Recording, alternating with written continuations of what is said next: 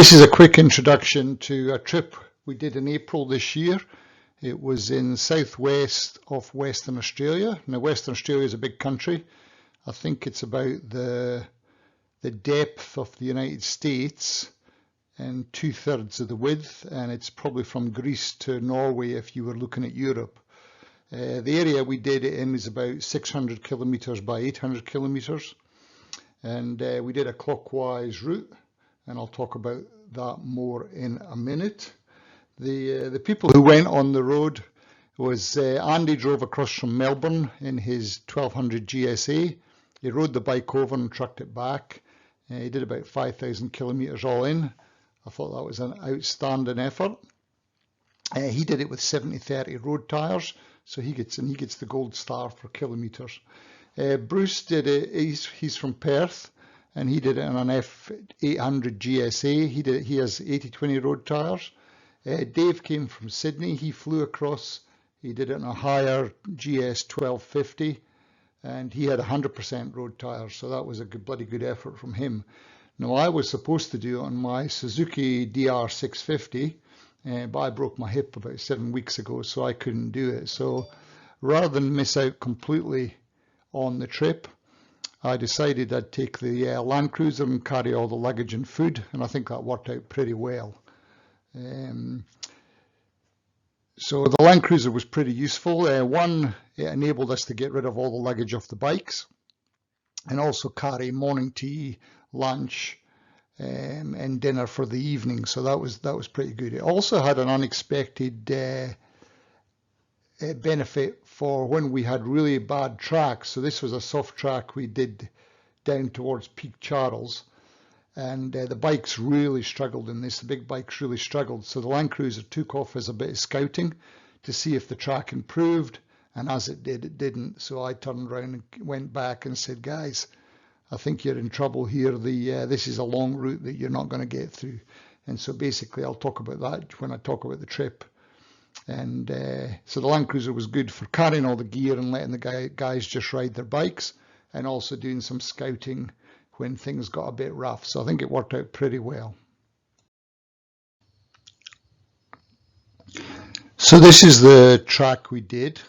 We started off in Perth. 3 of us started off in Perth. Andy actually rode across the Nullarbor Plain from Melbourne. He had a trip in Flinders Ranges as well. And we met up in Norseman. So we started off in Perth. Day 1 was just hammering to Hayden to get there for the night, and then day 2 was the dirt road to Norseman. Hayden, interestingly, we were supposed to take this back road to Hayden, but the GPS rerouted us on this road here, and I'll talk about some of the problems we had with GPS later. The dirt road to Norseman was a great road. I really enjoyed that. Lots of scenery. Never done it before, so that was really good fun. Day 3 was to Esperance via the Peak Charles National Park. So we got into the Peak Charles National Park, but we couldn't get through here. It was just too sandy for the bikes, the big bikes. The Suzuki probably could have made it, but the big bikes were bogging down, something bad. So we actually turned around and then came down the main road. Day 4 was from Esperance to Bremer Bay. So we came along the coast, the back road, through Hopetown for lunch.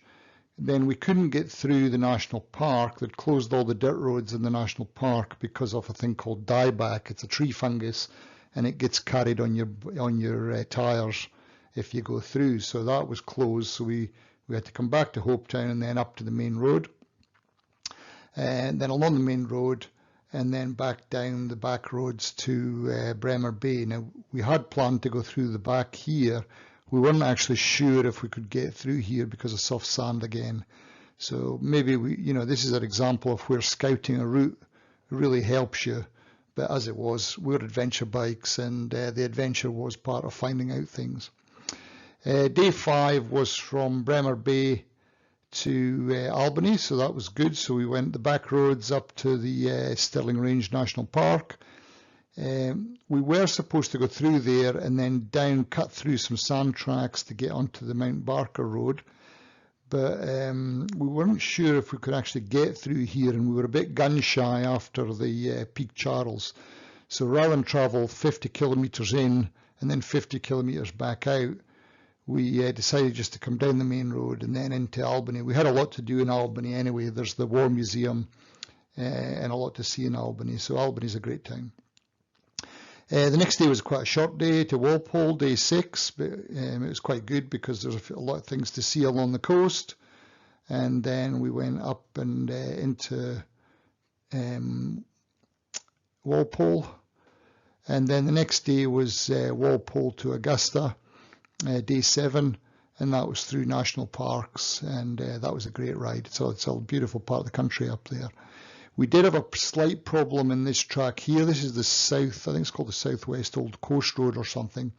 The beginning has been allowed to overgrow, so the Land Cruiser could have got through with a lot of scratches from bushes, and the bikes that were on single tire tracks basically.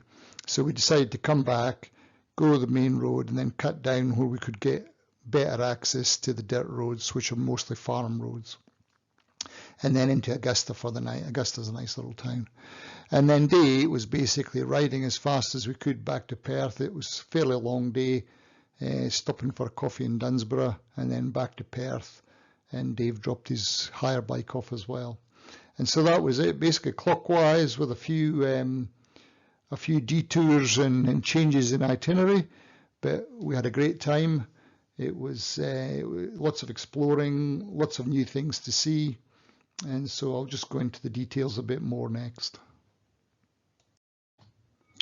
So this was the detailed itinerary that we had. So we started on Saturday the 22nd of April, Perth to Haydn, and finished on the 29th. We did have a holiday, an Anzac Day holiday, public holiday in the middle, so we just had to prepare for that because most things are closed in the country. We also did this because once you're in remote WA, it can be difficult to get food. And so we wanted to make sure that we'd planned ahead and had lunches or dinner or morning tea or whatever ready. So we actually were probably a bit more planned than we normally were, just to make sure we had our options covered. The other thing we had is accommodation. So we didn't camp, and it's actually quite lucky we didn't camp because when we got down to Bremer Bay, the weather opened up on us, and Bremer Bay to Augusta was quite wet. And so we actually stayed in motels, Airbnb and caravan park units, which worked out really well. And that was booked in advance. So we just had to stop for the night basically and unload. Overall, the planned distance was 2541 kilometers. We actually did, according to the Land Cruiser, 2719. And I used 319 litres of diesel, which is about 11.5 litres per 100 kilometre. So that's the plan. We also had, if there was anything we wanted to visit en route, we identified that. So it was actually quite an organised tour. The only uncertainty was the road conditions and where we were going each day. The other lesson I want to share at the beginning of this is GPS lessons. So the BMW Garmins and the Garmin XT all had problems with routes. So the original planning was we planned the route in base camp, we transferred the route to the Garmins, and then the routes would change, even if reroute was off, and that caused a lot of problems. It caused a problem the first day because it took us the road rather than the back road. And then when we were down the south, it was not keen to take us some of the dirt roads. And so we did have a lot of problems with the original routes. So what we did is we planned the route in base camp. So luckily I had my computer with me in the car. We planned the route in base camp. And then in base camp, you can auto-create a track. Now a track, it doesn't allow directions, but it does allow you to follow the track. And if you go off the track, Garmin says, you know, you're 10 meters off the track or you're 6 kilometers off the track or whatever. And we also created waypoints at the key turn points so you could see how far you were to a waypoint if required. Then we transferred the track and the waypoints to GPS, and then we followed the track. Now, tracks do not reroute, so tracks are like hard-coded in your GPS. So this worked much, much better than the original the route system. So if you're going to use your GPS, I would recommend you use tracks and waypoints, As I said, it doesn't give you directions, but it will allow you to know exactly you're going where you want to go and not where the GPS is deciding to reroute you, even if you have reroute off. So that's just something to be aware of. So what we'll do is, or what I'll do is, in the next week or so, I'll give you each of those days as a little video, and I'll highlight some of the key things, and hopefully you'll enjoy seeing some of Western Australia. As I said, it's a big area. You know, we didn't cover any of the central area through here, and that's probably exploration for the next time. One of the lessons I think we decided is, rather than try and cover big distances, it's probably better to try and base yourself somewhere and then explore all the tracks, because there's tracks everywhere. You know, you can go into some of these areas and there's tracks off in all directions. And so I think for a country this size, it's probably better to base yourself and then explore and then move and then explore, rather than trying to cover a massive area in one. But we had a great trip.